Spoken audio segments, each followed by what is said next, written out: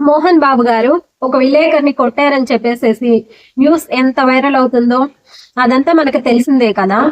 కానీ ఆయన ఉన్న స్థితి ఏంటి? అలా కావాలని కొట్టారా? అసలే వాళ్ళ ఇంట్లో కోల్డ్ వార్ జరుగుతుంది. మనలాంటి వాళ్ళమే మన గురించి ఏదన్నా జరిగి చుట్టుపక్కల వాళ్ళు, ఊళ్ళో తెలిసిన వాళ్ళు మాట్లాడుకుంటే, అయ్యో ఏంటి ఇంత పరువు పోతుందని ఎంతో ఫీల్ అవుతాం. అలాంటిది వాళ్ళు సెలబ్రిటీస్, స్టేట్ మొత్తం ఇంకా దేశం మొత్తం కూడా ఇలా ఇలా జరిగిందా వీళ్ళ గురించి అనని ఈ రకరకాలుగా చెప్పుకుంటున్నారే, జర్నలిస్టులు ఇష్టం వచ్చినట్టు రాస్తున్నారే అని చెప్పేసి ఆయన ఎంతో బాధపడుతున్నారు.